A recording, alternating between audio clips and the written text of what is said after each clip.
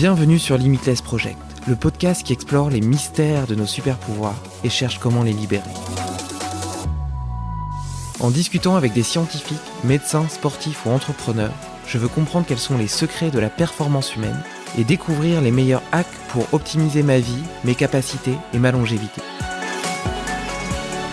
Si toi aussi tu veux exploser ton potentiel et améliorer ta santé, abonne-toi au podcast et rejoins ma newsletter pour recevoir chaque mois mes plus incroyables découvertes. 26 os, 33 articulations, 20 muscles et 107 ligaments, soit 25% des muscles et os de la totalité de notre corps. Non, je ne te parle pas de tes cuisseaux, mais bien de tes pieds. Outre leur incroyable capacité à porter ton corps et à maintenir ton équilibre, ce sont aussi des autoroutes sensorielles qui informent constamment ton cerveau de son environnement. Dans ce nouvel épisode de Limitless Project, j'ai la chance de discuter avec le préparateur physique et posturologue lausannois Sébastien Zimmer, avec qui nous allons parler de neuroposturologie. Le pitch ? Avec des exercices oculaires, vestibulaires et proprioceptifs simples, tu peux reprogrammer la qualité des informations que reçoit ton cerveau et ainsi améliorer tout à la fois ta mobilité, ta performance physique, ta santé et réduire tes douleurs. Deal ? Salut Sébastien. Salut. Est-ce que tu peux commencer par te présenter, nous raconter un peu ce que tu fais dans la vie, qui tu es, où est-ce que tu habites ? Avec plaisir. Déjà, merci de m'avoir accepté, m'avoir invité dans ce podcast. Alors, avec plaisir. Je suis hyper heureux de t'avoir. Comme j'ai eu l'occasion de te le dire en intro, j'ai lu des articles que tu as écrits que j'ai trouvé passionnants. J'ai entendu parler de toi, notamment par Rudy Koya, et j'ai entendu quelques-uns de tes podcasts sur nos minutes. Donc, je sens que ça va être hyper intéressant. On va essayer en tout cas. Merci en tout cas. Alors, qui suis-je ? Sébastien Zimmer, j'ai 29 ans. Donc, j'ai un master en sciences du sport de l'Université de Strasbourg que j'ai validé en 2016, je crois. C'est ça. Donc, Strasbourg. Aujourd'hui, je vis en Suisse, à Lausanne. Donc, il y a 3 ans, un peu plus de 4 ans maintenant, j'ai fait le choix de tout plaquer et changer de pays et recommencer à zéro pour diverses raisons personnelles et professionnelles. Et donc voilà, aujourd'hui je suis essentiellement posturologue. Enfin, on peut se dire posturologue, mais aujourd'hui ça veut pas dire grand-chose. Ça veut tout dire et rien dire. Mais on va dire que dans la préparation physique, on va dire j'ai plus main, on va dire sur tout ce qui est l'aspect neuro et posturaux dans la performance. Et de la préparation physique à proprement parler, j'en fais quasiment très peu en fait aujourd'hui. Donc je me suis vraiment spécialisé là-dedans, posturaux, neuro et neuroperformance. Voilà. Et alors, tu es satisfait de ce changement de vie et cette arrivée en Suisse ? Ah, le début, il était dur. Hein. Pour plein d'aspects, outre l'aspect financier qui est de par la France versus la Suisse et deux mondes totalement à part. Mais non, globalement, hyper content, zéro regret, donc tout au top, tu vois. Ok, bon bah écoute, super. Bon allez, on va rentrer dans le vif du sujet, on va parler de neuroposturaux après, mais j'aimerais qu'on commence par quelque chose de beaucoup plus élémentaire, qu'on a tous au bout de nos jambes et qui nous permet de tenir droit en équilibre, ce qui paraît complètement anodin, mais en réalité est complètement fou. Donc le pied. Qu'est-ce que tu peux nous en dire ? À quoi ça sert les pieds ? Bah, d'une part, à marcher, j'ai envie de te dire. Mais c'est marrant parce qu'on va dire on dit toujours qu'il y a 1% du corps qui est en soutien à 99 autres. Et c'est le pied. Et aujourd'hui, il y en a très peu qui prennent vraiment en considération le pied dans la performance ou même dans la santé. C'est-à-dire qu'à un moment donné, je vais aller à l'extrême et catégoriser. C'est-à-dire tu as un pied qui donne une information, un autre pied qui en donne une autre. À un moment donné, quand tu as le pied gauche qui va donner une information à ton cerveau et ton pied droit une autre, parce que tu as deux pieds différents, forcément, tu sais que dans le traitement de l'information du cerveau de tes pieds, elle sera différente parce que tu as deux informations qui montrent qu'il est différente. Et quand le cerveau va les traiter et les renvoyer dans le corps, forcément, ce sera différent. Et là, on parle peut-être de niveau musculaire, de chaîne musculaire ou tout ce que tu veux. Mais à un moment donné, forcément, ça aura une répercussion sur tout l'aspect musculaire. Donc, ça, c'est la première des choses. Et puis, on dit toujours en posturologie, on va dire assez classique, on dit il y a deux capteurs principaux de la posture, ce sont les pieds et les yeux. C'est-à-dire qu'il y aura une dépendance du capteur oculaire, donc de l'œil, sur le pied, et de pied sur l'œil. Ça veut dire quoi ? C'est-à-dire que si tu as un problème au niveau oculaire, et en termes d'oculomotricité, donc les muscles autour de l'œil, s'il y a un problème, il y aura une répercussion directe sur les pieds et inversement. Et encore une fois, comme c'est les principaux capteurs de la posture, tu auras une mauvaise posture qui, on va dire, c'est pas A égale B, mais aura des chances d'avoir plus de douleurs. Encore une fois, je dis pas que avoir une mauvaise posture, tu auras des douleurs. Je dis juste que avoir une mauvaise posture, tu auras plus de chances d'avoir des douleurs. Et donc, perte de performance. Et concrètement, toutes les terminaisons nerveuses, toutes les terminaisons sensorielles qu'il y a dans les pieds, est-ce qu'elles peuvent encore jouer leur rôle et fonctionner alors qu'on porte des chaussures, qu'il n'y a plus vraiment de contact avec le sol, qu'elles sont vachement amorties, etc. Est-ce qu'on n'a pas perdu justement nos sensations, Alors, notre on les a capacité perdus. à comprendre notre environnement avec nos pieds? Est-ce qu'on les a perdus? Non, je pense pas. Il y a un concept de base qu'on utilise en reprogrammation neuroposturale, c'est la neuroplasticité. Ça veut dire que le système, il est tout le temps changeant. C'est-à-dire qu'effectivement, si tu as tout le temps des bûches, on va dire, sous les pieds, c'est sûr qu'au bout d'un moment, tes récepteurs vont un petit peu s'éteindre. Versus si tu es un petit peu plus pieds nus ou en chaussures minimalistes, bah, ces récepteurs, ils vont se réactiver. Et on parle de neuroplasticité, c'est pourquoi? C'est-à-dire que le système, il est toujours changeant. Et effectivement, si dès que t'as 1 an et qu'on te met déjà des chaussures aux pieds, effectivement, il y aura de fortes chances que tu auras des répercussions plus tard. Mais l'idée, c'est de toujours privilégier la marche pieds nus, en fait, on va dire. Et ce qui est marrant, c'est quand tu regardes un petit peu l'évolution. Là, je te parle de phylogénèse, donc c'est l'évolution de l'espèce de l'homme. Et en fait, il semblerait que, par rapport aux études, c'est que les pieds se seraient développés avant le cerveau. Donc peut-être que, encore une fois, si on a des pieds qui sont pas totalement activés, peut-être qu'il y aura des répercussions au niveau du cerveau. Et encore une fois, quand je dis le cerveau, c'est au niveau de la cognition ou plein d'autres aspects à ce niveau-là. Ce qui a déterminé l'évolution phylogénétique pour être l'homme qu'on est aujourd'hui, donc l'homme avec un grand H, hein, ce qu'on est, c'est d'abord qu'on soit descendu des arbres, notre pied s'est formé et ensuite on a eu toute cette cognition et toute cet intellect qui s'est développé pour créer des outils, etc. Donc en fait, encore une fois, c'est des hypothèses parce qu'on n'a pas forcément de réponse, mais que le pied serait très en corrélation par rapport à toute cette cognition et par l'évolution de l'espèce pour être l'homme qu'on est aujourd'hui. Donc est-ce que le fait de porter tout le temps des chaussures va à l'encontre de notre espèce? Ben, j'ai envie de te dire probablement. Donc en fait, ce que tu es en train de me dire, c'est que si je marche pieds nus, je vais probablement être plus intelligent. Euh, alors, c'est peut-être simpliste, mais mine de rien, il y aura peut-être des possibilités effectivement. Parce qu'encore une fois, la cognition et tous ces processus de mémorisation, reconnaissance, etc., ça fait partie des processus cognitifs et on va dire c'est d'une haute pyramide. Et encore une fois, dans le haut d'une pyramide, il faut qu'il y ait une base stable. Et dans la base, c'est quoi? C'est du sensoriel. Donc probablement qu'effectivement, tu bon, encore une fois, c'est très simplifié, mais effectivement, le fait de marcher pieds nus, tu vas stimuler ton sensoriel va améliorer ton moteur, qui lui-même va améliorer de ce fait la cognition. Donc, tu Ouais, peux et du coup, rigoler, mais ouais, c'est ça. comment est-ce que je peux me reconnecter justement aux sensations de mes pieds, au sensoriel? Donc tu l'as dit, on peut marcher pieds nus, mais dans une vie moderne où tu dois aller travailler la journée, etc., c'est pas forcément évident. Donc quelle solution j'ai? C'est pas forcément évident, mais c'est pas forcément impossible. On va dire qu'aujourd'hui, il y a des chaussures minimalistes qui existent. Tu peux faire des stimulations tactiles du pied par des outils comme des balles à picot. Tu peux le faire avec des pinceaux, avec des stylos. Petite astuce pour le stylo, on enlève la pointe, hein, par expérience. Il y a plein de ces petites-là. Tu peux faire des Donc, rampes comment tu ventre-sol. l'utilises le stylo? Là, en gros, attends, je vais te le montrer. Ah mince, c'est en podcast. Ouais, c'est un podcast du coup. Mais tu sais quoi? Tu me feras une petite vidéo, je la mettrai dans l'article qui est lié au Ouais, mais en fait, podcast. c'est tout bête. C'est juste, t'as la pointe, tu l'enlèves. C'est juste pour avoir une stimulation au niveau du pied. Mais prends le pinceau, le balle à pic, ça va très bien. Et c'est toutes ces petites choses qui permettent d'avoir cette stimulation tactile au niveau du pied que tu n'as pas forcément avec des chaussures, encore plus avec des chaussures, pardon, avec des grosses semelles ou des talons, tu vois, pour aller à l'extrême.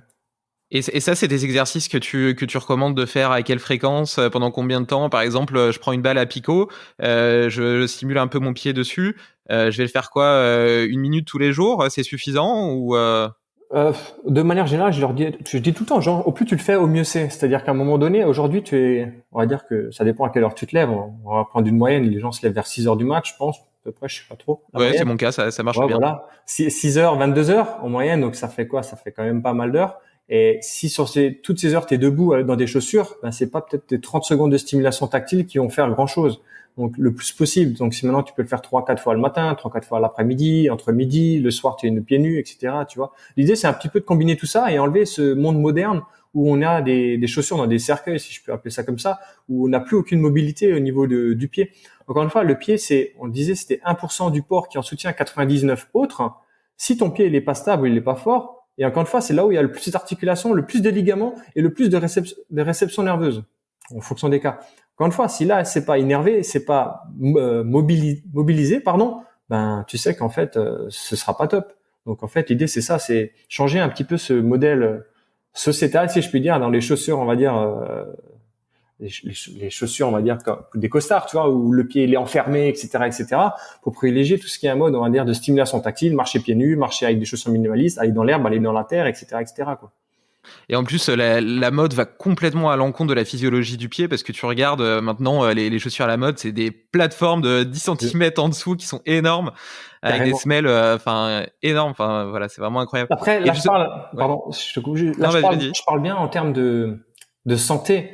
Encore une fois, probablement que le mec, il est dans le top 3 des marathons, etc. Et il aura peut-être des chaussures spéciales. Et j'ai envie de te dire, heureusement, tu vois, je vais pas faire un marathon avec des chaussures minimalistes. C'est un petit peu différent, mais on sait aussi que le sport de haut niveau, c'est pas forcément de concert avec la santé. Donc à un moment donné, ça dépend ce que tu recherches aussi, quoi. Donc, mais voilà, c'est à prendre en considération aussi. Et justement, dans une optique de santé, donc, quels seraient tes conseils pour choisir une bonne paire de chaussures? Donc déjà, éviter les semelles trop épaisses, trouver des chaussures plutôt souples, je suppose. Peut-être assez larges aussi au niveau des orteils pour leur laisser de la place, leur laisser de la place. Est-ce que tu as des marques de chaussures minimalistes qui peuvent se porter au quotidien, qui fassent pas trop, tu vois, qui fassent pas trop spécifiques justement, Alors, je suis pas spécialiste de chaussures, mais effectivement, tout ce que tu as dit, c'est le moins de drop possible. Tu arrives à les plier et que tu as de l'espace pour les orteils. J'aurais dû demander à des marques pour faire du sponsoring, comme ça, je les aurais cités. Mais non, moi, j'aime bien tout ce qui est Vivo Barfoot et aussi les Five Fingers, j'ai oublié le nom, les Vibram. Ouais, Vibram, Elles tout sont à fait. très laides, mais elles sont sympas, mais elles sont très laides quand même. C'est un peu le problème avec les chaussures minimalistes aujourd'hui, elles sont pas super sexy et pour les porter ça, ça dépend où tu vas, quoi. Il y a une marque, je crois que c'est une marque espagnole qui s'appelle Goondies, Ouais, si je c'est dis pas possible, de je connais pas. conneries, qui esthétiquement donne l'impression de chaussures de ville et qui sont en même temps des chaussures minimalistes qui respectent la physiologie du pied. Ouais. Mais on va Tu dire pourras ça regarder fait. après, je les ai pas testées personnellement, mais moi j'utilise des chaussettes chaussures, je sais pas si tu connais, Skinner ça s'appelle. Non, C'est je une connais espèce pas. de chaussette avec un revêtement en dessous qui évite de se couper si tu marches sur des cailloux ou autre. Si Et j'ai donc là, vu. tu Ouais. ressens bien toutes les aspérités du sol. Et d'ailleurs, très naturellement, ça te donne envie plutôt de marcher dans l'herbe, dans le Ouais. sable, etc. Parce qu'en fait, tu te rends compte que l'asphalte, c'est dur. Et justement, j'en viens à la question suivante, le fait qu'il n'y ait pas d'amorti dans les chaussures minimalistes. Est-ce que ça peut pas te blesser à terme, puisque notre environnement est fait de revêtements qui sont hyper durs, et qui sont pas naturels et qui sont justement hyper durs. Je te dirais que non. Alors là, on va peut-être bifurquer un petit peu, mais on va dire que tous ces chocs, ils sont intéressants et ils sont bons pour toi.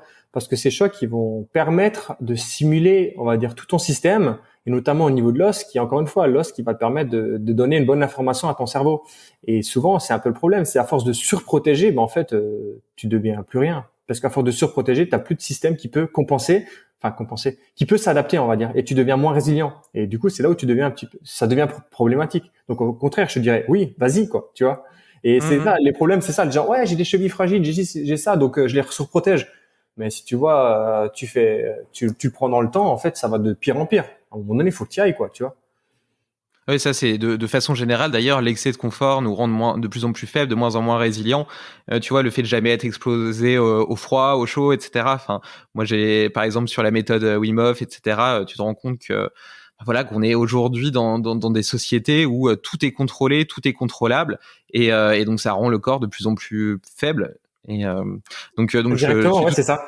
je suis tout à fait d'accord avec toi. Et du coup, je me pose une question sur les chaussures orthopédiques, non, les semelles orthopédiques que peuvent te prescrire des podologues.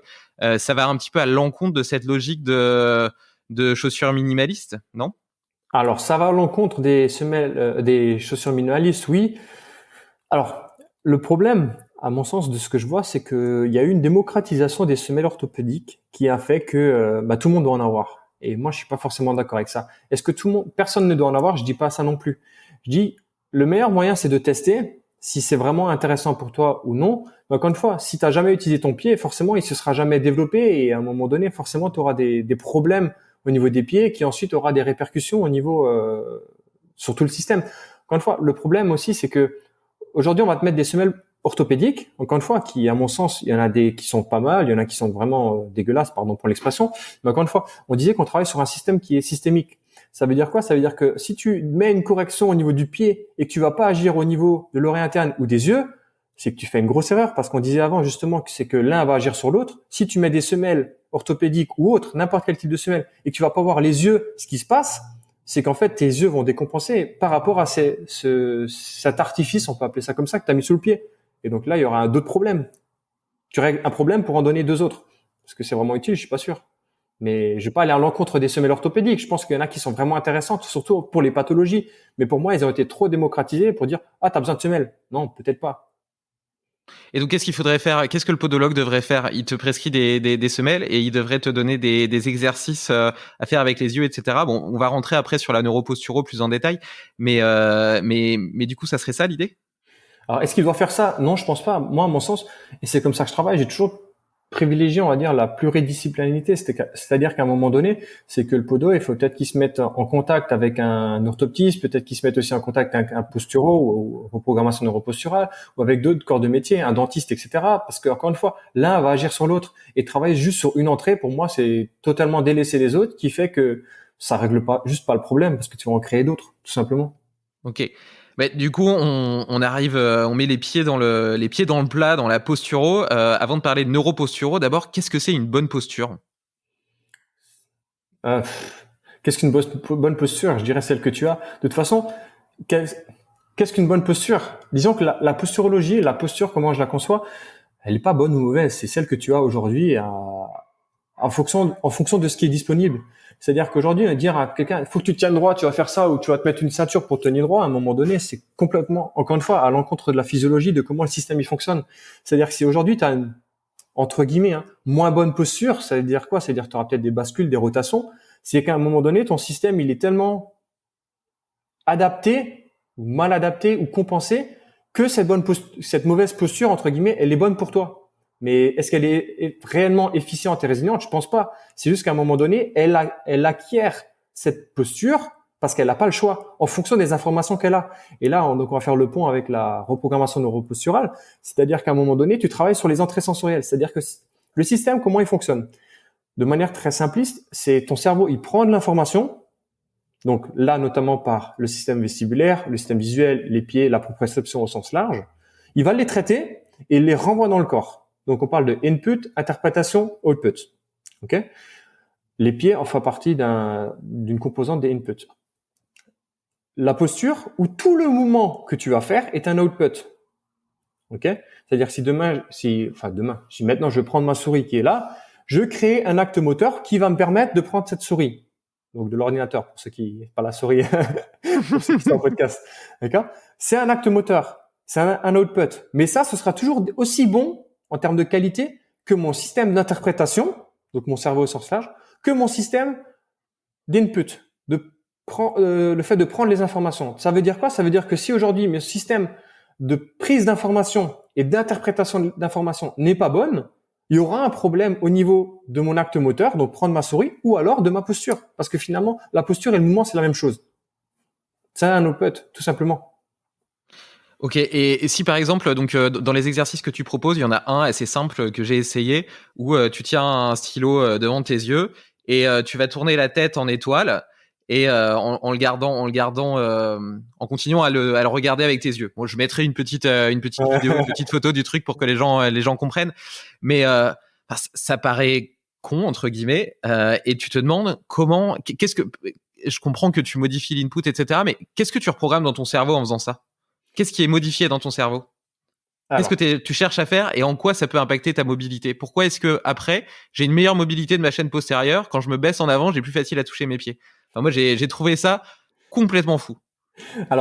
pour l'exercice que tu disais, c'est le réflexe vestibulo-oculaire. C'est le fait de fixer une cible pendant que ta tête est en mouvement. C'est un lien entre le système vestibulaire et le système visuel. C'est une composante entre les deux. En fait, dans la formation qu'on a fait avec RNP, bon, désolé, je tease, mais c'est parce qu'en fait, j'en parle tout le temps, c'est qu'on a créé un continuum de performance. D'accord? Donc, en fait, le job numéro 1 de ton cerveau, c'est quoi? C'est la survie. Là, tout ce qu'il cherche à faire, c'est survivre. Et à partir du moment où il prédit que son milieu, il est sécuritaire, il peut chercher de la performance. Et la performance, ça peut aller dans plein de choses. On va dire que dans le monde sportif, on parle toujours de performance motrice ou sportive, c'est-à-dire en force, explosivité. Ça peut être une bonne qualité de mouvement, le squat, il n'y a pas le bassin qui shift, etc. Mais ça peut aller au-delà. La performance, c'est aussi tout ce qui est la santé immunitaire, la santé endocrinienne, etc. D'accord? Ça, c'est la performance. Si c'est pas sécuritaire pour lui, ton cerveau, il va pas aller dans cette performance. Il va aller dans le mode survie. d'accord? Plus tu vas aller dans le mode survie, plus tu auras des restrictions de mobilité, tu auras des douleurs, tu auras des problèmes intestinaux, des problèmes endocriniens, etc. Pourquoi? Parce que son job numéro un, c'est la survie. C'est pas la performance. C'est pour ça qu'on a des réflexes en nous qui font que si tu as un lion, bah tu as trois comportements, un lion qui vient te foncer dessus pour te manger, en gros, hein, pour simplifier. On va dire, tu as quand même trois mécanismes qui sont un petit peu différents, mais c'est un mécanisme de survie. C'est que tu vas te paralyser, tu vas te battre ou tu vas fuir.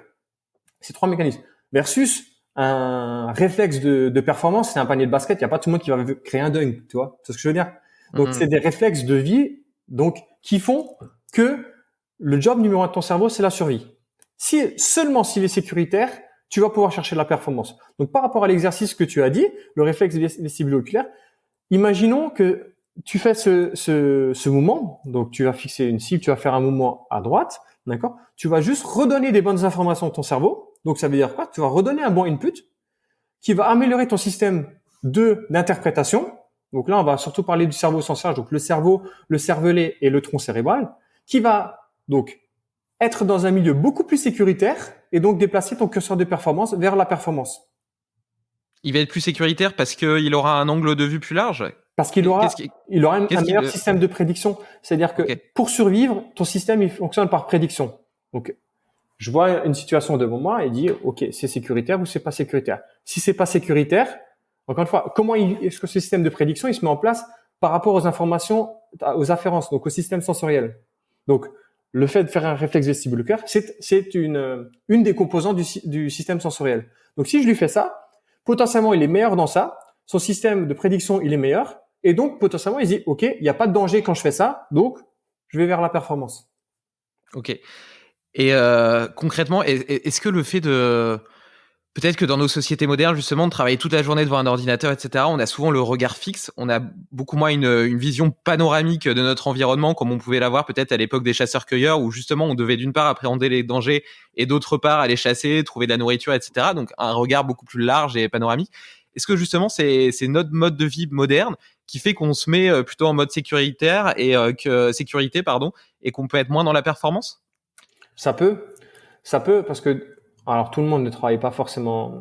C'est ça qui est marrant, tu vois. C'est que ceux qui sont tout le temps assis, ils bossent dans un bureau, ils me disent ouais j'ai mal au... Je vais prendre l'exemple du dos. Hein. J'ai mal au dos parce que je suis tout le temps assis. Putain le mec il est tout le temps dehors. Il est, je sais pas, il travaille dans les routes ou j'en sais rien, tu vois. Je connais même pas les corps de métier, tu vois. Et il dit j'ai mal au dos parce que je suis toujours debout. Donc d'un côté tu as le mec qui a toujours mal au dos parce qu'il est toujours debout et l'autre il a mal au dos parce qu'il est toujours assis. C'est quoi le bon milieu? Tu vois, donc à un moment donné, tu t'y perds. C'est peut-être que son système de base il est déjà un petit peu défaillant. Et on a toujours tendance à blâmer le contexte actuel.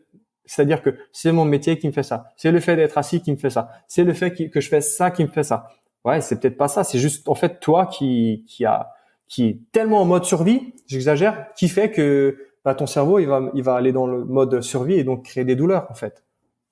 Et est-ce que tu penses, par exemple, que le fait de faire de la méditation, par exemple, qui te fait aller dans le système parasympathique et qui te calme, etc., pourrait te donner plus de mobilité en suivant cette théorie? Oui. Ok.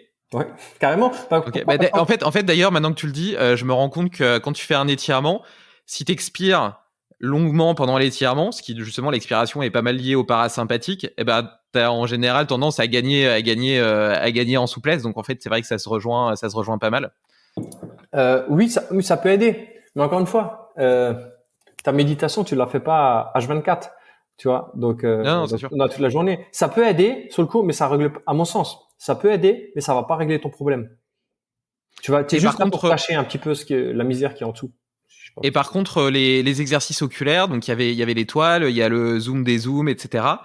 Tous ces exercices-là, si tu les fais régulièrement au cours de la journée, tu penses que tu peux, entre guillemets, reprogrammer ton cerveau pour avoir une meilleure posture, une meilleure mobilité, etc. Alors, exercices oculaires, il y en a plus que 2. Tu vois, on a dire que je pourrais même pas te dire combien il en existe. Il existe. Et sans exagération, pardon, il en existe plus de 1000, juste au niveau oculaire. Après, tu as la proprio, et après, tu as le vestibulaire, et après, tu as encore d'autres systèmes. Il en existe beaucoup. Mais l'idée, c'est toujours d'individualiser. C'est-à-dire que, par exemple, toi, ton problème, comme tu disais, hein, je savais pas, tu vois, au niveau réflexe vestibulo-oculaire, toi, il y a eu un gain tout de suite. Tu vois, c'est ce que tu me disais. Ouais, sur la chaîne postérieure, ouais. Peut-être qu'une autre personne, elle va faire le même exercice, mais elle aura pas de gain. Parce que pour lui, c'est pas son facteur limitant. L'idée, c'est pas de faire tous les exercices qui existent, c'est de cibler les plus impactants pour toi. Et outre le fait qu'une fois que tu as fait cet exercice-là, je sais pas, tu l'as fait assis ou debout, en fonction d'eux. Après, il existe un autre quotidien. Tu peux le faire en marchant, tu peux le faire en marchant à marche arrière, etc., etc. Il existe tout un système de, de, on augmente je perds mes mots, tu vois. On augmente la difficulté ou on la diminue. Tu vois, de gradation de difficulté. Voilà, c'est ça. De gradation de difficulté par rapport à l'exercice. Mais encore une fois, l'idée, c'est de cibler par rapport à la personne ce que la personne a vraiment besoin. Et c'est pas donner un exercice pour donner un exercice. Ça, tout le monde peut le faire. Pour extrapoler, là, tu vois, dans le monde du milieu du fitness, aujourd'hui, tout le monde fait des burpees et tout le monde fait de la corde à sauter, tu vois. On dit pas que c'est bien ou c'est pas bien. Je dis juste qu'aujourd'hui, et c'est un peu le même principe, c'est que il faut pouvoir faire un programme d'entraînement. C'est là où la subtilité, c'est trouver le bon exercice pour la bonne personne. Et ton programme à toi ne sera pas le même que le mien, ne sera pas le même que ma voisine, etc., etc. Et après, l'autre partie de ta question, c'était est-ce que le fait de le faire plusieurs fois va rester dans le temps? Oui, encore une fois, c'est ce que je te disais avant par rapport à la neuroplasticité. C'est-à-dire que plus tu vas répéter la chose, plus tu vas créer les bonnes connexions. Les bonnes connexions vont permettre d'engrammer le bon processus et ensuite pour pouvoir être dans un milieu qui est beaucoup plus sécuritaire pour toi. Beaucoup plus sécuritaire, tu peux augmenter ta norme de performance. Et c'est là où c'est intéressant. Mais encore une fois, on dit toujours use it or lose it. C'est-à-dire qu'à un moment donné, si tu fais tes exercices neuro, comme on peut l'appeler, tu vois, RNP, et qu'après, toute ta journée, t'es couché dans ton canapé à manger des chips, à un moment donné, je suis désolé, t'auras pas forcément de gain, tu vois. C'est comme le mec qui dit, ouais, je vais perdre du poids, je vais faire 30 minutes de sport et que tout le reste de sa journée, il est dans son canapé à manger des chips en regardant Netflix. À un moment, et je perds pas de poids. Ah, tu m'étonnes. Tu vois, c'est un peu le même principe. C'est, à un moment donné, c'est que si on te donne accès à de nouvelles choses, il faut que tu puisses l'utiliser. Tu vois. Et là où c'est intéressant, on va prendre l'exemple de la mobilité que tu as dit avant. Donc, la chaîne postérieure, c'est peut-être un petit peu moins, mais au niveau de l'épaule, à un moment donné, il y en a beaucoup qui ont des restrictions au niveau de l'épaule ou des douleurs. Je travaille beaucoup avec des crossfitters, c'est pour ça. Et à un moment donné, c'est bien beau d'avoir gagné ta mobilité d'épaule avec l'exercice neuro. Mais à un moment donné, si tu vas jamais dans ces amplitudes-là, elle te sert à rien. Et toujours use it or lose it, ton cerveau, il va pas dire, j'en ai pas besoin de cette mobilité, je m'en fous, je la laisse de côté. Donc, ce qui est intéressant, c'est de combiner avec l'entraînement. Et c'est là où tu as le plus de résultats. C'est-à-dire qu'à un moment donné, avec les sportifs, encore une fois, ce que j'aime bien avec la neuro, c'est que c'est un échauffement et on peut utiliser dans les fillers, c'est-à-dire dans la séance. Mais encore une fois, c'est pour que tu puisses avoir plein d'accès pour ta séance. Mais encore, après, il faut que tu ailles dans ces amplitudes-là. Donc, encore une fois, au niveau de l'épaule, si à un moment donné, tu fais aucun exercice, des dips ou même en pleine amplitude, n'importe quoi, si tu vas jamais, c'est sûr qu'à un moment donné, en gros, j'exagère, ton cerveau dit, pourquoi je vais y aller? Ça me sert à rien d'y aller, tu vas jamais. Et donc toi, cette routine d'exercice, tu conseilles plutôt de la faire justement en échauffement pour avoir des bénéfices dans la séance et les ancrer plus durement dans le cerveau?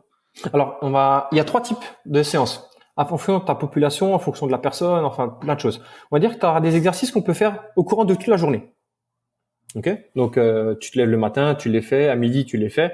Ensuite, il y a d'autres exercices que tu peux faire en échauffement de séance. On appelle ça des exercices haute performance qui vont vraiment catalyser, qui vont vraiment augmenter toute ta performance pour ta séance. Et ensuite, des fillers. Donc, les fillers, c'est ce que tu mets en exemple. Tu vas faire en développé couché. En A1, A2, tu vas faire des tractions. Entre A1 et A2, tu as, par exemple, 2 minutes de récupération. Là, au lieu d'attendre comme ça bêtement, tu fais des exercices neuro. Et en fait, l'idée, c'est de potentialiser. Là, c'est plus par rapport à la personne, mais aussi par rapport à l'exercice qui va suivre derrière. Donc, il y a 3 types d'exercices. Donc, c'est pas tout le temps tu les fais soit dans la cours de la journée, soit en échauffement, soit en fillers. Et là, ça dépend de la personne, en fait. Qu'est-ce qui marche le plus pour toi et par rapport à la séance, et faut qu'on sache ton plan d'entraînement à ce niveau-là. Et est-ce qu'il peut y avoir, parce que donc là tu parles de bénéfices par exemple pour des crossfitters qui ont un problème de mobilité avéré dont ils ont conscience au niveau de l'épaule par exemple. Si toi tu as l'impression de ne pas avoir spécialement de limitation, est-ce que tu peux quand même avoir des bénéfices à faire de la neuroposturo? Alors, disons que de manière générale, la neuroposturo, c'est marrant parce que c'est Rudy qui dit toujours comme ça, neuroposturo. Mais en fait, Parce que c'est pas comme ça qu'on dit? En fait, il n'y a pas vraiment de nom. Nous, aujourd'hui, avec Labo, on a déposé le nom reprogrammation neuroposturale. Mais neuroposturo, en fait, ça rejoint, c'est juste pour dire que c'est un courant de neurologie fonctionnelle, clinique et posturo. Mais en fait, aujourd'hui, même posturologie, il n'y a pas de nom. C'est-à-dire que si tu veux t'appeler posturologue, le seul moyen aujourd'hui qui te permet de mettre une plaque posturologue, encore une fois, je te dis ça par rapport à la France, c'est d'avoir fait le DU. Et pour faire le DU de posturologie, il faut que tu aies fait un doctorat. Autant dire qu'il y a très peu de personnes qui l'ont fait. Voilà,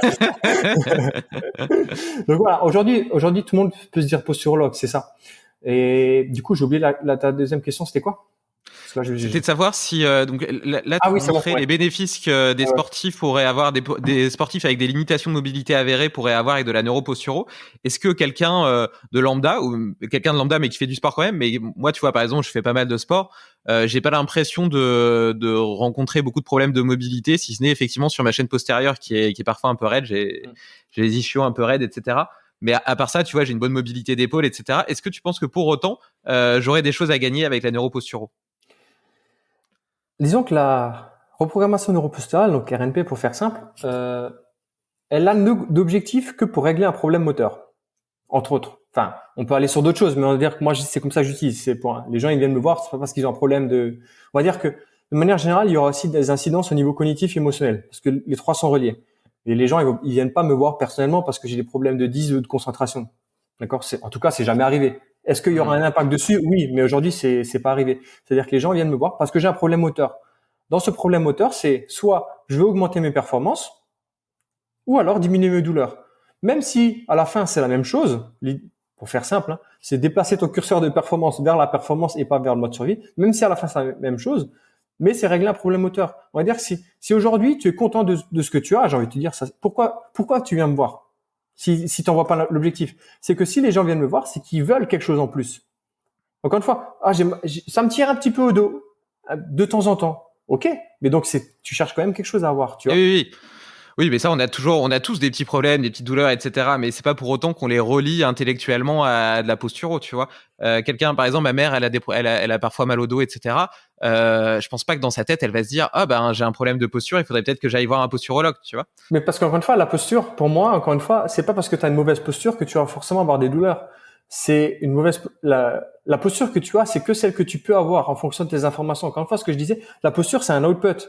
Mais encore une fois, tout ça, ce sera que dépendant de ton système d'interprétation et de ton système d'input. Si ça, c'est pas bon, et c'est là où c'est problématique.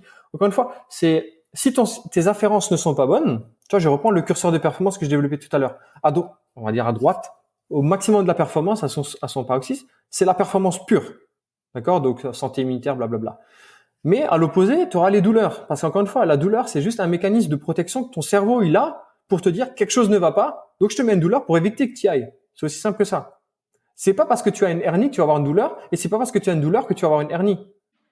C'est juste ton système qui te dit, je te mets une douleur parce que c'est pas bon pour toi. Je vais reprendre encore plus simple au niveau de la mobilité d'épaule. Donc les gens ils le voient pas, mais toi tu le vois, donc c'est plus facile, tu vois. Je vais faire une rotation interne de l'épaule. Je suis limité par exemple à 45 degrés, ce qui n'est pas le cas, mais c'est pour imaginer. Je suis limité à 45 degrés. J'ai mal.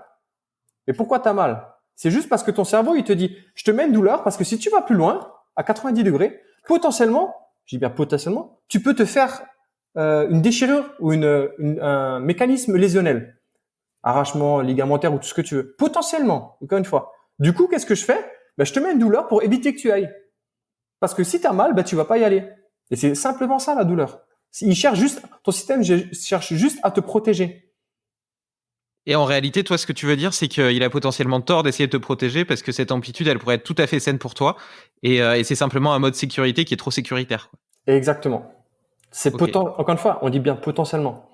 Mais oui, c'est ça. Et c'est pour ça qu'en fait, tu me disais que tu gagnais rapidement en mobilité. Toi, les gens disent, ouais, je suis raide, souplesse chaîne postérieure parce que j'ai les ischios raides.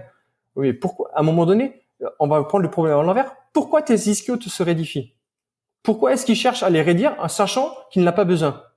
Donc, encore une fois, on disait qu'il y avait, encore une fois, ça va être ultra simple ce que je vais dire, mais de manière générale, ton système cherche à fuir ou à combattre. Mécanisme de protection. Avoir des ischiorettes, c'est quand même cool pour aller courir quand tu es poursuivi par un lion. Il y aura beaucoup plus de rebonds, beaucoup plus de plio, et donc tu pourras potentiellement courir plus vite. Donc c'est quand même intéressant. Donc est-ce que peut-être tu serais plus en mode survie que performance? Peut-être. Et peut-être que si on arrive à recalibrer ton système plus en mode performance, avec tes ischios, il n'y a pas de menace. Potentiellement, je peux baisser un petit peu le tonus et forcément, je gagne en mobilité de la souplesse chaîne postérieure. Parce qu'on a reparamétré ton système de prédiction pour dire c'est sécuritaire, c'est safe, tu peux y aller, let's go. Hyper intéressant. Et tu disais que tout ça, tous ces programmes-là se personnalisaient puisqu'ils dépendent de ta limitation de départ et puis on n'est pas sensible aux mêmes exercices, etc. Comment est-ce que ça se passe comment est-ce que je peux travailler là-dessus? Comment est-ce que je peux avoir un programme personnalisé? T'es un peu le seul à faire ça? Il y en a d'autres? Tu fais du coaching à distance en vidéo? Je t'envoie des photos de moi pour te montrer mes limitations, des vidéos de moi pour te montrer mes limitations et tu me concoctes un petit programme sur mesure? Alors, effectivement, c'est individualisé, comme je te disais, c'est-à-dire qu'aujourd'hui, tu vois, tu as fait le réflexe vestibule oculaire et toi, ça a matché, comme dit, ça va peut-être pas matcher à tout le monde. Mais après, on a quand même détecté, et on va dire, il y a des continuums de progression pour chaque exercice, et plus on va aller dans des exercices complexes, et on sait que beaucoup de gens ne les auront pas acquis, parce qu'ils n'auront pas la base qui est acquise. Après, comment ça fonctionne? On va dire de manière générale, avant le Covid, je marchais que en présentiel. Depuis le Covid, il y a un peu plus de online. Donc, est-ce que je suis seul à faire ça? Non, je suis pas le seul. Tu vois, aujourd'hui, je dis aujourd'hui, ça va faire 3 mois maintenant, on a créé une formation avec deux amis, donc Romain et Adrien, qui s'appelle Labo RNP. Aujourd'hui, on a 70 personnes qui sont en formation avec nous sur toute cette pédagogie, sur tous ces protocoles, on va dire, sur différents modules. Donc, est-ce que je suis seul? Non, il y a au moins 70 personnes. De moi, comment moi j'envisage la chose, parce qu'encore une fois, il y a différents courants. C'est un peu comme ça qu'on fait. Après, on a aussi fait des bilans en ligne où c'est pas des photos, c'est des vidéos, c'est voir comment tu bouges. L'idée, c'est de faire différents tests moteurs, encore une fois, des actes moteurs output, d'accord, qui vont permettre de voir toutes tes limitations, gauche, droite, et encore une fois, la chose principale, c'est pourquoi tu viens me voir. Tu vois. Ensuite, l'idée, c'est on va analyser ça. On analyse, écoute, dans le bilan, il y a plus de 50 ou 60 vidéos à fournir qui nous donnent une bonne cartographie de tout, comment ton système il fonctionne. Pourquoi? Parce qu'aujourd'hui, un test simple ne te permet de rien dire. Tu vois, on va prendre un test moteur. Tu vas faire rotation interne de l'épaule. Il peut y avoir à peu près 500 explications possibles à cette limitation de rotation d'épaule. Donc l'idée, c'est de combiner avec ce test, plus ce test, plus ce test, et ensuite tu fais un melting pot, et en fait tu corrèles toutes ces données pour pouvoir comprendre quel est ton système le plus défaillant, et après on travaille dessus.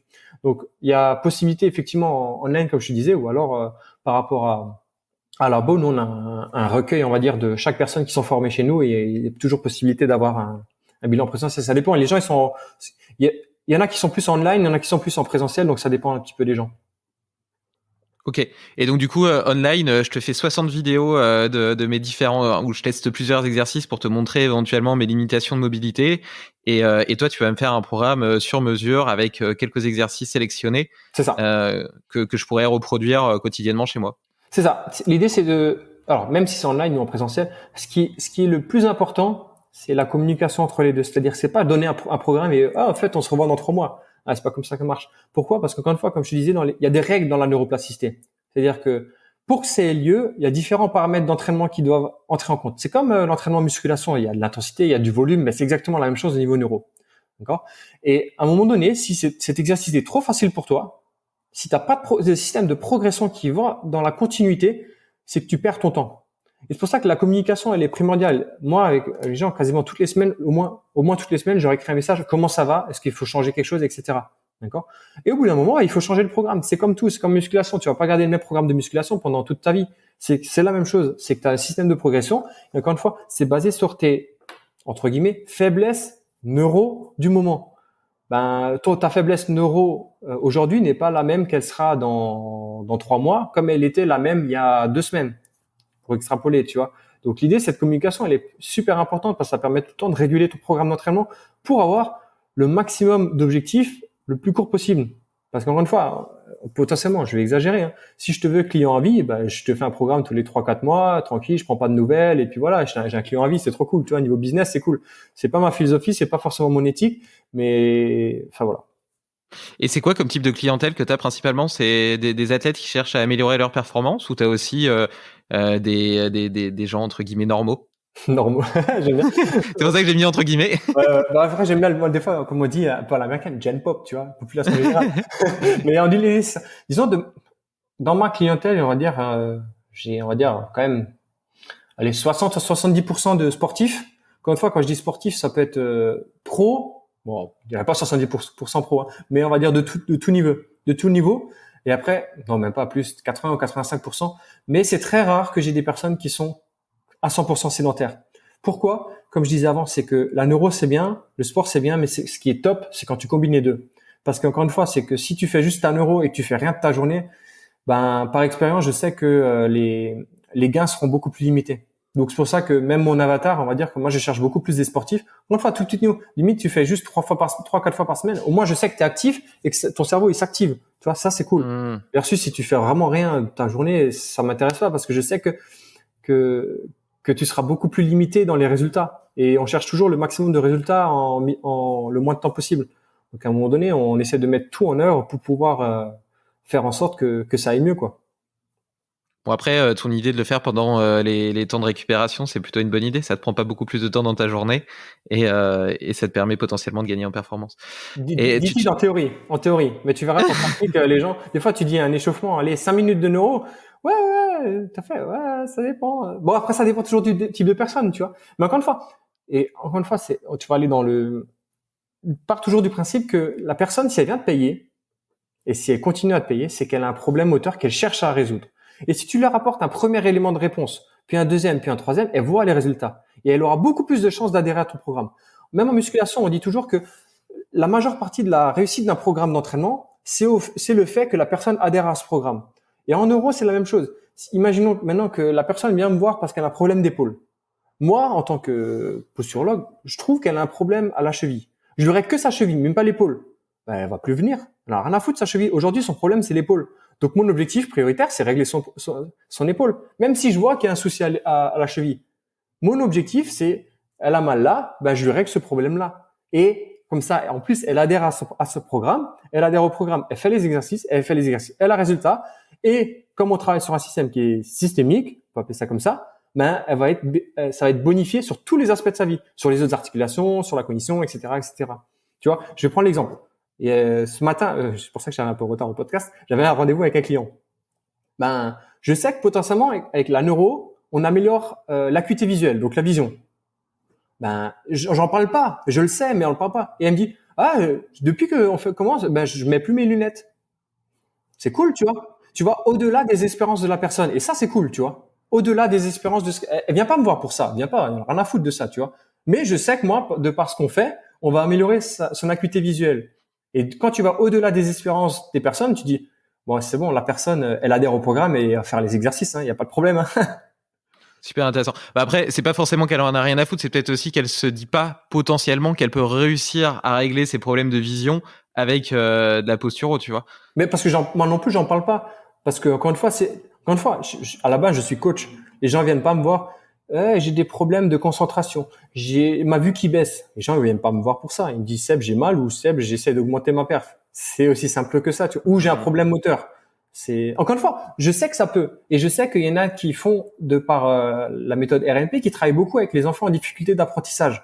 Moi pas, mais je sais que encore une fois, on travaille sur le même système. Donc c'est 100% cohérent. Mais les gens viennent pas me voir pour ça et c'est pas forcément ce que je recherche non plus. Ok. On dit beaucoup que la position assise est délétère. Il y a même des scientifiques qui disent qu'elle tuerait plus que le tabac qu'elle est responsable de beaucoup de problèmes de dos. Toi, tu disais tout à l'heure que tu avais des gens qui passaient leur journée debout sur des routes, etc., et qui au final avaient eux aussi des problèmes de dos. Alors, est-ce que selon toi, il y a une solution ? Comment est-ce qu'on peut se prémunir de ce mal du siècle et éviter les problèmes de dos ? Alors, la douleur, c'est toujours, comme je disais avant, c'était un système de protection. C'est que c'est un moyen que ton cerveau est là pour communiquer, pour dire que quelque chose ne va pas. Ok ? Par rapport à des menaces perçues ou réelles. Il faut savoir qu'aujourd'hui, le facteur numéro 1 de douleur au dos, c'est pas la chaise assise, c'est pas le sport, c'est le fait de ne pas aimer son boulot. Et ça, c'est scientifiquement prouvé. Tu vois. Aujourd'hui, si t'aimes pas ton boulot, t'as de fortes chances d'avoir des problèmes de douleur au niveau du dos. C'est dingue. Ouais, c'est dingue, mais ouais, c'est ça. Donc, aime ton boulot et ça ira mieux. J'exagère, mais c'est ça. Mais encore une fois, être tout le temps en position assise, est-ce que c'est néfaste pour ton dos ? Je dirais que oui. Est-ce que être tout le temps debout, c'est néfaste pour ton dos ? Oui. L'idée, c'est tout le temps de bouger un maximum. Mais encore une fois, il faut toujours se voir dans un système complexe qui fait que tout est interrelié. Être assis. Alors, je vais même aller à l'extrême. Il y a une personne qui est assise 3 heures par jour, elle a mal au dos. Pourquoi qu'il y a une personne à côté d'elle qui est assise 6 heures par jour n'a pas mal au dos ? Donc, ce que elle aime son boulot. Peut-être. Mais ce que je veux dire par là, c'est que c'est comme avec les exercices. Il y en a qui vont matcher pour toi, il y en a qui vont pas matcher pour d'autres. À l'inverse, et c'est exactement la même chose, c'est pourquoi que moi j'ai mal et pourquoi que lui fait exactement la même chose, ben il a pas mal. Donc peut-être parce que son système de prédiction, il est plus basé sur le mode survie que sur la performance. Donc, est-ce que être tout le temps assis est néfaste et peut avoir créé, on va dire, des douleurs de dos? Oui, mais à mon sens, ce sera beaucoup plus exagéré et beaucoup plus vite présent pour une personne qui de base a un système qui est totalement déréglé de par le fait qu'il soit plus en mode survie que sur le mode performance. Donc, qu'est-ce que je ferais avec cette personne-là? Ben, exactement la même chose. Régler son problème moteur de par son système de prédiction et de input, tout simplement. Parce que mon but, c'est toujours régler un problème moteur de la personne. Ok, hyper intéressant. Et dans un de tes articles, justement, concernant le mal de dos, tu montrais un exercice qui était le dos creux, dos rond, là. Oui. Tu vois, tu fais le... Enfin, dos Oui, creux, dos rond. Ça paraît con comme exercice. Comment est-ce qu'un truc aussi simple peut potentiellement solutionner des problèmes de dos ou contrecarrer les effets, justement, délétères de la position assise? Alors, de manière générale, on travaille sur 3 systèmes d'input, d'afférence, on va dire, principaux. Tu auras le système visuel, comme on le disait avant, le système vestibulaire et le système proprioceptif. Tout ce qu'on voit classiquement dans le monde du fitness, tout ce qui est mobilité, dos rond, dos creux et des choses comme ça, c'est que de la proprioception. Donc, ça veut dire quoi? Que tu travailles sur un seul système de prédiction, qui est la proprioception, ou aller au sens large, la somesthésie, comme ils l'appellent des fois dans le monde scientifique, en comprenant le tactile, etc.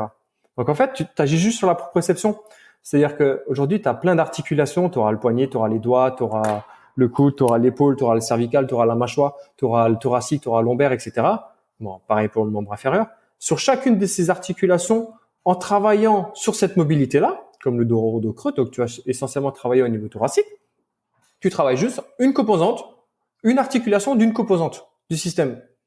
Est-ce que c'est suffisant? Non. Est-ce que ça peut améliorer? Ça peut. Si c'est un des facteurs limitants. On sait quand même que les exercices de mobilité au niveau de colonne vertébrale ont plus d'impact, on va dire, généralement, que les articulations distales. Donc, potentiellement, que le dos creux, il y a bien marché pour toi, mais parce qu'en fait, tu agis juste sur la proprioception. Mais encore une fois, il y a encore 2 autres systèmes. Si tu agis que sur un, ben, peut-être que tu vas régler ton système proprioceptif sur ça. Mais si ton système proprioceptif, il est biaisé parce qu'il est adaptatif sur un système visuel et vestibulaire qui est défaillant, ben, tu vas régler un problème, mais tu vas pas la cause du problème.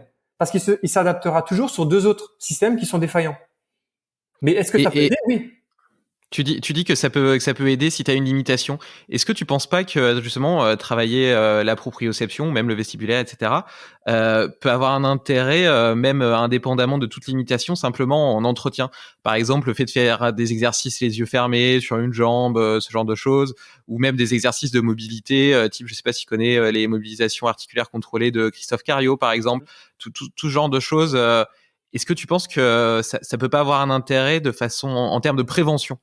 Si, mais encore une fois, Si. oh, j'ai oublié le nom, là, de Cario. Merde, Les Mac. Ouais, les Mac, voilà, c'est ça. Ben, c'est quoi? C'est de la proprio. Et c'est bon. Ouais. Encore une fois, il y a pas forcément, même s'il y aurait une hiérarchie, on va dire tout ce que tu fais peut être bon pour ton système. Mais encore une fois, avec les Mac, tu agis que sur la proprioception. Même si la proprioception est hyper importante, mais ça reste que sur un paramètre. Et il y en a encore toujours, et tu vas toujours en occulter 2 autres. Et c'est là, l'idée, c'est toujours de travailler sur tous. Encore une fois, on va aller à l'extrême. Travailler que sur le visuel et que sur le vestibulaire, ben, et pas sur le proprioceptif, c'est que tu passes à côté d'un truc. Il faut que tu travailles sur tous les systèmes pour qu'ils travaillent tous de concert en donnant la bonne information. On parle du système de protection pour la survie. Imaginons que ton oreille interne dise A, tes yeux disent A, et la proprioception au niveau de l'épaule dit C. Ben, à un moment donné, ton cerveau il dit oh là, qu'est-ce qui se passe? Pourquoi lui me dit ça, lui me dit ça, et lui me dit autre chose? C'est quoi qui est juste? Ben, je vais trouver peut-être un compromis entre les deux, mais au lieu de chercher performance, je vais toujours vers le mode survie. Et tous les trucs qu'on disait avant. Et tu disais aussi que, je reviens un petit peu en arrière, au début du podcast, t'expliquais qu'un enfant, s'il portait tout le temps des chaussures à 1 an, ça risquait justement de limiter sa connaissance de son environnement, notamment proprioceptif par ses pieds, etc. Est-ce que tu as des conseils pour aider le développement neuromoteur d'un enfant? Je te demande ça parce que je suis papa depuis peu et donc j'aimerais donner à ma fille le maximum de chance pour être bien, en bonne santé dans sa vie plus tard. Donc si je peux commencer dès le début par ne pas faire par avoir de bons réflexes, ça serait déjà pas mal. Donc déjà félicitations. Merci. Mais de manière générale, et c'est ce que j'aime bien, je crois que c'est l'école Montessori, tout ce qui est motricité libre, ça c'est cool. Disons que c'est l'ordre du quatre pattes et que l'enfant, c'est la première fois qu'il va mettre tous ses systèmes donc sensoriels en concordance. Okay. Donc ce qu'il faut, c'est laisser le plus possible la manière la plus naturelle possible, c'est-à-dire que laisser l'explorer, faut le laisser ramper. J'exagère, quand il tient son stylo, faut le laisser tomber, des choses comme ça. Surtout pas mettre de grosses chaussures, surtout pas mettre les youpala, là, comment ça s'appelle, les trotteurs. Les trotteurs, ouais. Ouais, surtout pas. Et tout ce qui peut inhiber sa motricité et l'exploration de son environnement peut être néfaste pour lui. Parce qu'encore une fois, ta motricité, elle se met par, on va dire, tu cours aussi bien que tu marches, que tu tiens aussi bien debout, que tu as aussi bien marché à quatre pattes, que tu as aussi bien rampé. Donc en fait, on parle de système de progression et c'est exactement ça. À un moment donné, il faut que tu passes par le rampé, par le quatre pattes, par le retournement, par la station debout, etc. Il faut que tu passes par ces étapes de développement parce que c'est à ce moment-là que ta motricité se met en place. Et quand je parle de motricité, encore une fois, c'est que c'est tout le temps un système en tripode, c'est-à-dire que tu auras un aspect moteur, postural, cognitif et émotionnel. Donc l'un, si tu passes pas par l'un, tu vas inévitablement avoir des répercussions négatives sur l'autre. Et l'idée, c'est ça, c'est laisser ton enfant le plus libre possible, de sorte à ce que sa motricité soit mise en place, pour que sa cognition se mette en place et que sa gestion émotionnelle se mette en place. Et, ok, super. Et tu vois, il y a 72 réflexes. Je vais dire 72 parce que je suis en Suisse, tu vois. Mais 72 réflexes qui sont à la base de notre système. Et c'est durant cette enfance que ces réflexes se mettent en place. Donc, laissons-le développer pour pouvoir intégrer ces réflexes. C'est ça. Ok, super intéressant. Et une fois devenu adulte, s'il a envie de faire du deadlift, c'est une bonne ou une mauvaise idée ? C'est un exercice qui fait pas mal débat, qui potentiellement est considéré comme très dangereux. Je sais que tu as écrit un article sur le sujet qui potentiellement le défendait. Est-ce que tu as un avis à nous partager là-dessus ? Aujourd'hui, je savais même pas qu'il était considéré comme dangereux, tu vois, c'est ça qui est drôle. Mais aujourd'hui, tout est dangereux et c'est ce qu'on disait avant. C'est comme les Jefferson Curl, tout le monde dit qu'il est dangereux. Le Jefferson Curl, tu vois ce que c'est ? Du tout. C'est en gros, t'es debout, c'est tes jambes, en fait, tu descends, en gros, tu sais, tout ce qu'on te dit de pas faire, en gros, c'est ça. En gros, je vais te montrer une vidéo. Et il y a aussi tout ce qui est, le genou ne doit pas dépasser la pointe de pied, etc., etc. Si tu le fais pas, alors outre les aspects techniques, etc., etc., et les consignes de sécurité qui vont être là-dessus, je vois pas en quoi il est dangereux. Encore une fois, à un moment donné, si t'es toujours s'il y a des choses que tu ne fais pas, tu pourras jamais y aller. Tu vois, comme le genou ne doit pas dépasser la pointe du pied. Tu parles de ça en squat ? Les gens le disent en squat, mais c'est vrai dans la vie de tous les jours. C'est qu'à un moment donné, tu vois, si tu n'y es jamais allé, et c'est pas pour critiquer ou quoi que ce soit. Aujourd'hui, dans beaucoup de sports les cours collectifs, ils disent encore ne pas dépasser la pointe de pied. Le problème, c'est que si tu n'y vas pas, regarde juste comment tu montes descends un escalier. Bref, il y a ta pointe de pied qui dépasse, ton genou qui dépasse la pointe de pied. Mais là n'est pas le débat. Ce que je veux dire par là, c'est que des maisons de plein pied. c'est ça. Ce que je veux dire par là, c'est que si tu n'y es jamais allé, c'est qu'à un moment donné, quand tu vas monter ou descendre des escaliers, tu vas y aller. Tu le savais pas, mais tu vas y aller. Et comme ton système n'est pas prêt à ces amplitudes-là, il se dit, oh là, il y a peut-être danger. Et du coup, il peut y avoir des compensations sur plein d'autres étages, soit au niveau du genou, soit au niveau de la cheville, soit au niveau de la hanche ou plein d'autres endroits. Et c'est là le but de la proprioception et l'intérêt des maths, des choses comme ça. Ce qui est cool, c'est que tu vas dans des grosses amplitudes. Et en fait, pourquoi ? Tu vas créer une carte de mouvement, d'accord ? Donc là, on parle que de la proprio. Hein. Tu vas créer une carte de mouvement beaucoup plus large, qui fait que tu vas être beaucoup plus résilient. Pourquoi ? Parce qu'une fois que tu pourras y aller dans ces amplitudes-là, une fois que tu vas y aller de manière involontaire, tu vois, on va faire le plus simple, une entorse de cheville. Imaginons que tu as travaillé sur ton système à aller dans des amplitudes extrêmes, en inversion ou en éversion. Imaginons que demain, tu vas te tordre la cheville et que tu n'es jamais allé dans ces amplitudes-là. Bah, direct, boum, douleur ou entorse. Tu vas à l'extrême, hein. Bah, forcément, ton système, il a jamais allé. Il sait pas ce qui se passe dans ces amplitudes-là. À l'inverse, si tu entraînes ton système à aller dans ces amplitudes extrêmes, potentiellement, si tu te fais une petite foulure de cheville, bah, peut-être que tu auras pas mal. Pourquoi? Parce que ton système, il aura été beaucoup plus résilient. Il aura trouvé des mécanismes internes pour pouvoir se protéger de suite et pas de douleur. Tranquille, j'y étais déjà. Je sais ce qui se passe dans ces amplitudes-là.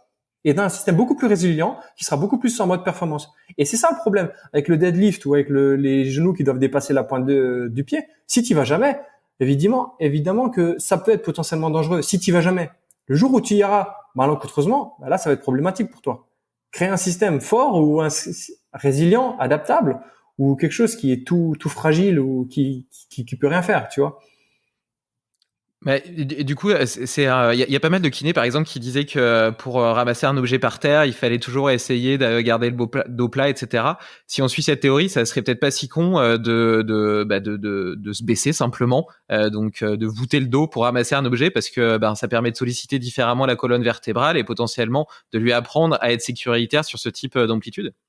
Oui, ça fait longtemps que j'ai plus entendu de kiné dire ça. Je vais peut-être me faire taper sur les doigts, mais non. Non, mais c'est peut-être moi aussi qui ai des informations qui datent. Ouais, non, mais bien sûr. Mais après, il y en aura toujours, mais j'en entends pas forcément parler. Mais après, c'est comme tout. Il y aura des bons kinés, des mauvais kinés, comme des bons coachs, des mauvais coachs, des bons médecins, des mauvais médecins, des bons carleurs, des mauvais carleurs. C'est tout le temps la même chose. Mais le mec qui dit ça, tu dis, Marc, t'as rien compris, quoi. Enfin, t'as un dos, t'as beaucoup de vertèbres, et tu les empêches de bouger. À ton avis, pourquoi on t'a pas mis une barre alors à ce point-là?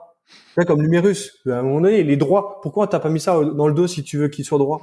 C'est à l'encontre de la physiologie humaine, en fait. Tu vois, je vais aller à l'extrême, mais c'est ça, hein. T'as tout à fait raison. T'as tout à fait raison. Et toi, personnellement, est-ce qu'il y a des routines, des hacks, des petits outils que tu utilises dans ton quotidien qui te permettent d'être plus efficace, plus performant dans le sport ou dans ta vie de façon générale, même intellectuellement, en Neuroposuro ou même autre chose? Qu'est-ce que tu fais au quotidien pour être la meilleure version de toi-même? Oh là. Alors là, on pourrait faire un deuxième podcast. Non, j'exagère. Mais je marche beaucoup par routine et par habitude. Et ce qui fait que j'ai une routine matinale, j'ai une routine du soir, j'ai dans mes Tu peux nous la raconter rapidement? Ouf, rapidement. Ou longuement, si tu veux. Hein. Alors, c'est marrant parce que j'ai un autre podcast mercredi, on va me parler des routines. Donc c'est marrant, je me prépare, tu vois. Disons, le matin, je me lève, même heure, je bois mon petit verre d'eau. Ensuite, ce que j'aime bien, c'est trouver une bonne fréquence de sons binauraux pour pouvoir ensuite, sous l'effet, on va dire, des sons binauraux, faire quelques mouvements neuro et de mouvements rythmiques ou de mobilisation, donc en termes proprio. Voilà, pour faire simple, au niveau moteur, je parle. Les sons binauraux, moi, j'aime bien par intermittence, de temps en temps. Quand je les ai tout le temps, j'aime pas. Encore une fois, faut se dire qu'il faut que tu trouves quelque chose qui est bon pour toi. Tu vois, aujourd'hui, moi, c'est ça qui me va bien. C'est-à-dire que je sais qu'il y en a les sons binauraux, ils les écoutent toute la journée quand ils y bossent. Moi, je sais qu'au bout d'un moment, ça devient nocif. Et si ça devient nocif, on va schématiser dans le mode survie et du coup, je serai pas productif parce que je serai plus dans le mode performance, tu vois. Donc, c'est un petit peu ça. Après, c'est mes routines avant, tout le temps neuro, puis échauffement musculaire avant ma séance d'entraînement. C'est ça qui est marrant, tu vois. C'est que, vu que des fois, avant, Inch'Allah, je m'entraînais dans des salles d'entraînement, maintenant on peut plus, tu vois. Mais quand tu fais un échauffement neuro et qu'ensuite tu fais ton échauffement musculaire versus la personne qui fait ses mobilités habituelles, etc., et que tu as fini ton échauffement, tu as fini toutes tes premières séries, que lui a à peine fini son échauffement, tu dis, bon, il y a peut-être un souci quand même dans ton échauffement, tu vois. Enfin, pour toi, t'es bien. Parce qu'en fait, la neuro, ça te fait gagner du temps de ouf. Les gens ne s'en rendent pas compte. Ils disent, ouais, mais ça va perdre du temps. Non, au contraire, tu gagnes du temps. Pourquoi? Parce qu'en fait, quand ton échauffement musculaire, il est bon. Mais si ton cerveau, encore une fois, tu tapes sur Internet, tu tapes qu'est-ce qui contrôle les muscles, il dit le cerveau contrôle les muscles. Donc entraîne ton cerveau avant d'entraîner les muscles. Donc en fait, c'est tout l'intérêt d'un bon échauffement, c'est d'abord qu'il y a une part neuro. Si t'as pas de part neuro dans ton échauffement, c'est que tu vas à l'encontre de plein de choses. Mais encore une fois, je vais pas dire neuro, c'est que RNP, etc. Non, la mobilité, comme tu le vois, encore une fois, comme ce qu'on a dit, c'est de la proprio. C'est une part de neuro, mais ça commence à être de la neuro. Donc les mobilisations articulaires, par exemple, que tu peux faire en échauffement, ça rentre dans la neuro. Bien sûr, ça rentre parce que c'est de la proprio. Ça reste une partie. À mon sens, c'est peut-être le moins intéressant des trois systèmes, mais ça reste déjà une partie et c'est déjà très bien. Et donc, si tu ajoutes quelques mouvements d'yeux et puis des mouvements de tête, mouvements de tête, en réalité, tu as travaillé sur les 3 systèmes, quoi. Tu travailles sur les 3 systèmes. Est-ce que c'est les plus adaptés pour toi? Ben, ça, faut tester. Mais en tout cas, c'est déjà beaucoup plus intéressant. Après, je vais mettre un bémol sur ça dans le sens où ce qui est super intéressant et ce qui est primordial, c'est de bien faire gaffe aux exercices que tu donnes. J'en ai pas parlé, mais parce que les gens ils disent ouais, je vais faire la neuro, trop cool, ouais, trop bien. Dans la neuro, on va dire il y a 2 catégories d'exercices. Exercice haute perf, exercice réhab. Haute perf, exemple, rotation interne de l'épaule. Je vais faire mon exercice haute perf. Je vais augmenter ma mobilité d'épaule. Je peux donner un autre drill. Par exemple, je vais faire un exercice, une poursuite oculaire. Et ça me fait régresser mon mouvement. Donc, ça fait un exercice réhab. Ça veut pas dire qu'il faut pas le faire. Mais c'est un exercice qu'il faudra pas le faire en échauffement ou avant ta séance. Pourquoi? Parce que ça va être un exercice réhab et qui sera placé plus loin de ta séance. Et du coup, si tu le fais en échauffement de ta séance, potentiellement, et pour catégoriser, tu seras moins bon. Donc, c'est un peu à l'encontre de l'objectif de ta séance. Donc, voilà, pour une petite parenthèse. Non, mais là, les gens se disent, ça, c'est comme tout. C'est trop à la mode, je vais faire. Ouais, mais c'est peut-être pas fait pour toi. Ou pas ça, tu vois. Et c'est pour ça que les gens, ils se disent, ouais, aujourd'hui, on en parle quand même de plus en plus de la neuro.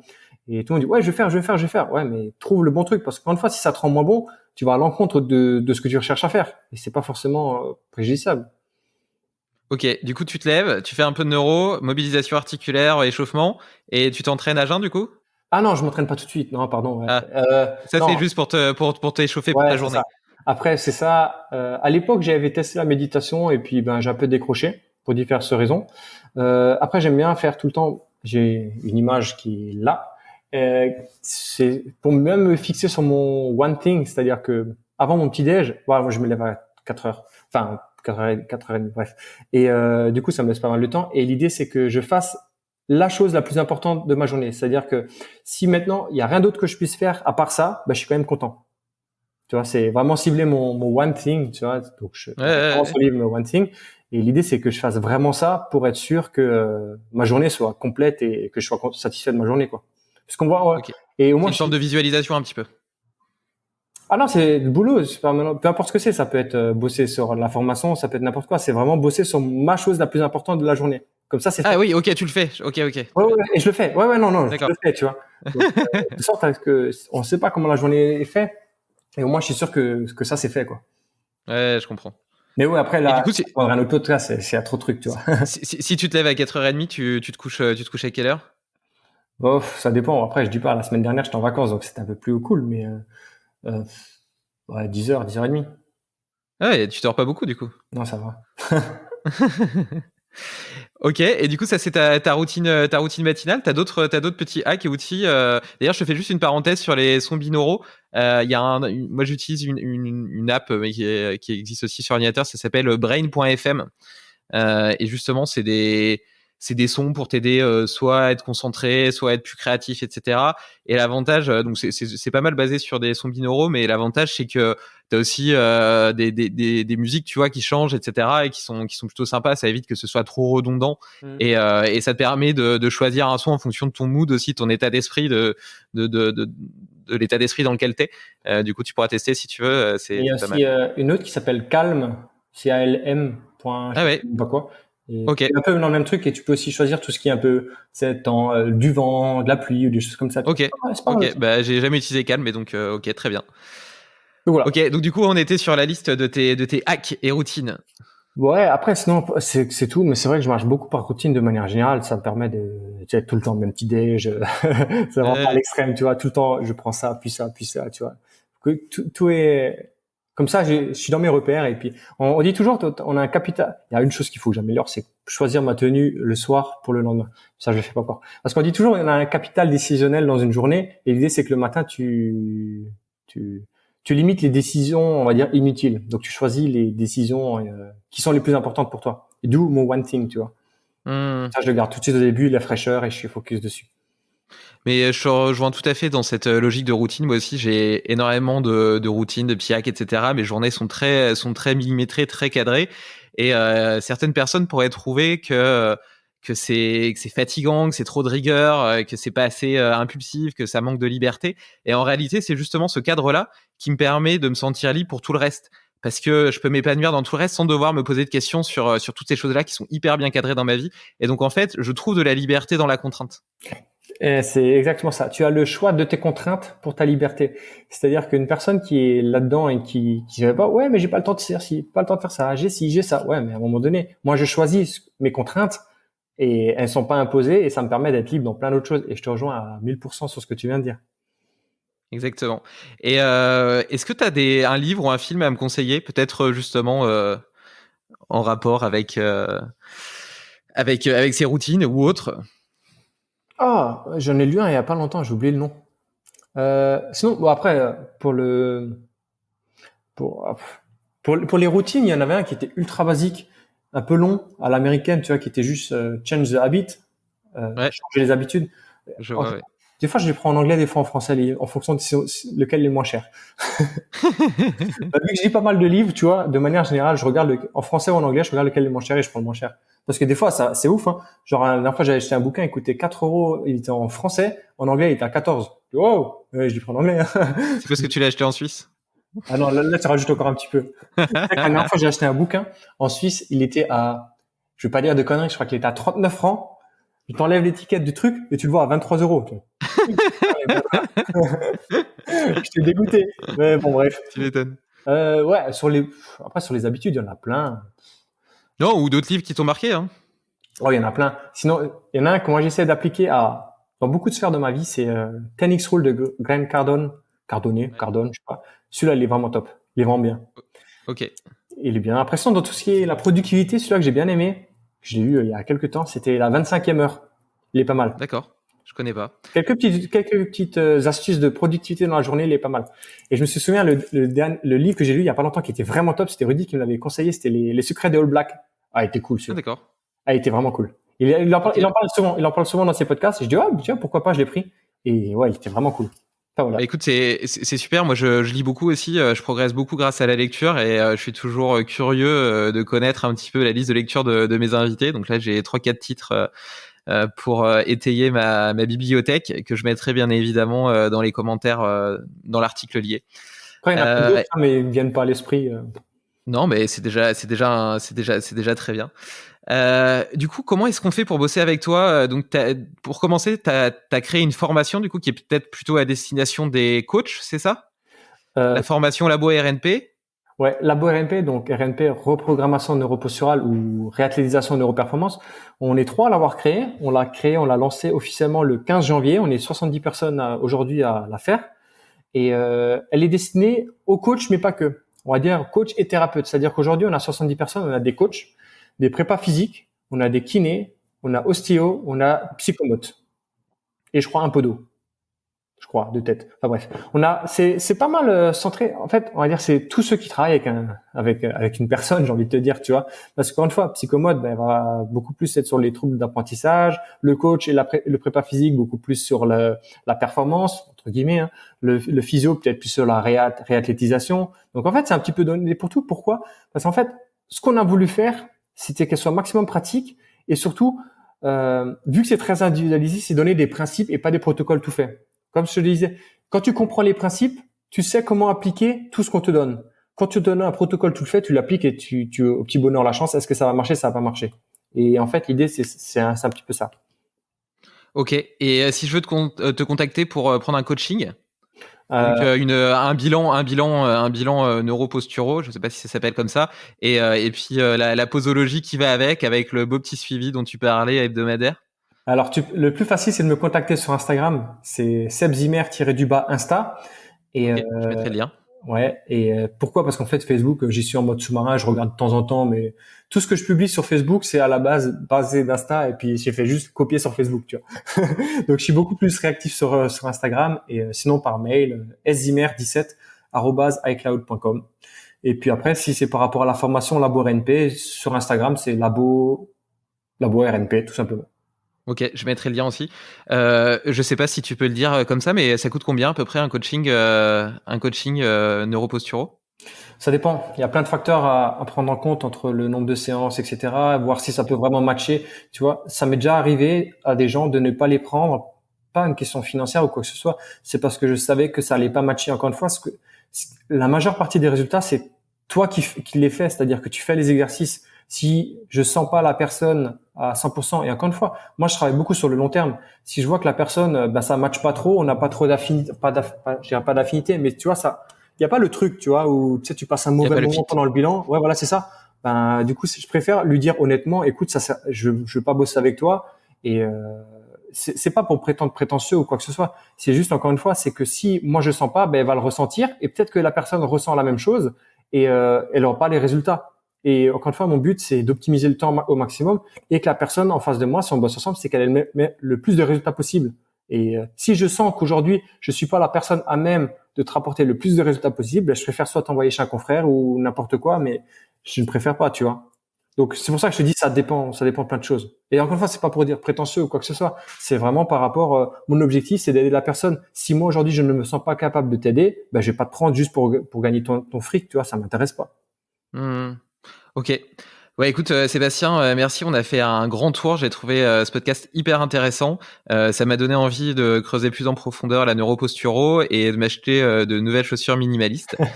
Donc, je te remercie pour ton temps. Je te souhaite une excellente journée et puis à bientôt. Écoute, merci à toi et puis à très bientôt. Ciao. Bravo, tu as écouté cet épisode jusqu'au bout.